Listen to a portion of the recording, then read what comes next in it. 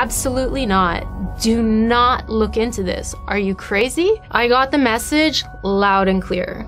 This Yeshua was not for us. I grew up in a family that was, I would say, like conservadox. My mom grew up Orthodox, my dad grew up Reform, and they kind of switched places. My dad became more Orthodox, and my mom became less. We kept kosher. We did, place for milk, place for meat. It was always there, always present. We're Jewish. And I was very happy to be Jewish, and I never wanted to be anything else. I used to go to shul, and we'd sit there and we would pray along with everybody. And I'd keep up with the English because I didn't always understand the Hebrew. And a lot of the time I could feel God's presence there. I just felt like God is here.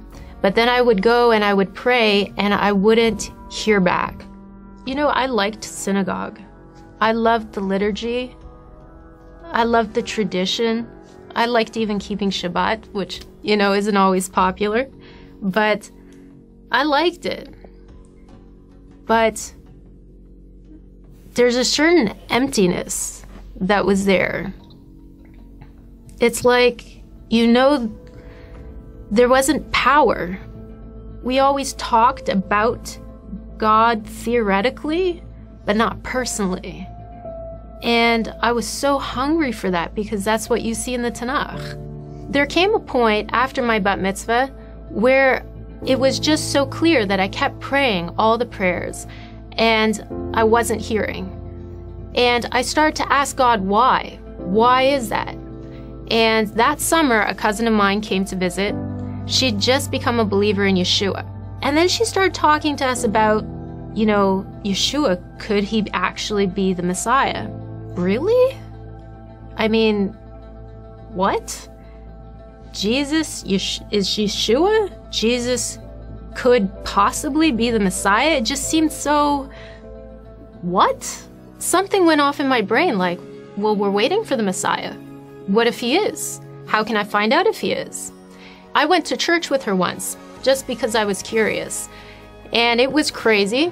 I was surrounded by people that were running around, that were worshiping God. They had their hands up, they were jumping. There were some people my age, there were some people older, and I thought they were all insane. And I was not at all interested in what was going on. But I felt something different. And then my dad found out where we had been. All hell broke loose. My dad freaked out and nearly kicked my cousin out of the house, and she was staying with us. He did not speak to us for 2 weeks. I talked with my sister and my brother because, we had all been together. What do you think? Could he be the Messiah?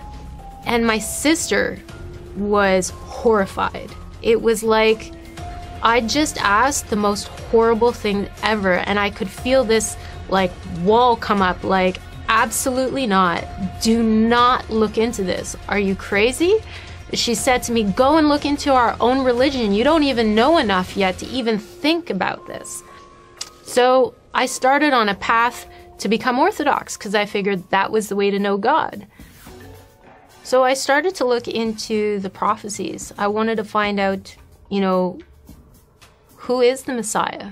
What is the Messiah supposed to do? What do people say about the Messiah?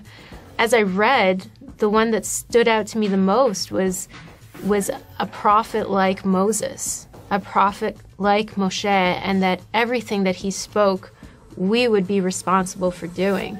And I just kept thinking, who is a prophet like Moshe, who did miracles like that? Somebody on that level. And there'd never been anyone like that, really, except for Yeshua. So my sister went away for a year to kind of find herself. And when she got back, I knew that something had changed inside of her. I noticed such a difference in my sister. And when you grow up with somebody, you can really tell when they're faking it or when they're not. And I could see that something so significant happened in her life. She had a deep anchor, and I needed it. She ended up becoming a believer in Yeshua. I wanted that dream. I wanted that vision. I wanted that lightning experience for God to prove that He's real to me. And finally, I heard a clear voice in my heart saying, you've heard enough, you've seen enough, it's time to just believe. I couldn't deny that Yeshua was real, but I was faced with this dilemma of my dad, my friends. What's gonna happen? It was such a big struggle in my heart. You know, do you go with the truth or do you go with what's comfortable? But you know, at the end, I couldn't say no. I knew He was real. I knew He was true. And it was like, okay, I'm doing it. It's happening. My dad was like Mount Vesuvius erupting.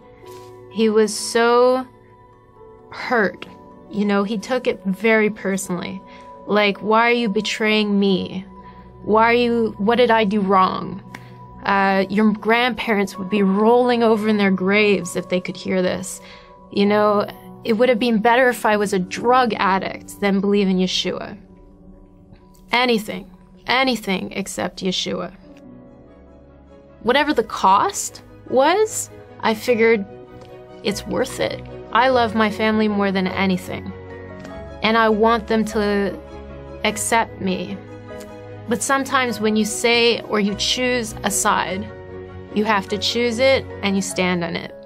I mean, to have a close relationship with God, the truth is worth it. Life with Yeshua would be worth it. Oh, come behold the works of God, the nations at His feet. He breaks the bow and bends the spear and tells the wars to cease. Almighty One of Israel, you are on our side. We walk by faith in God who burns the chariots with fire. Lord,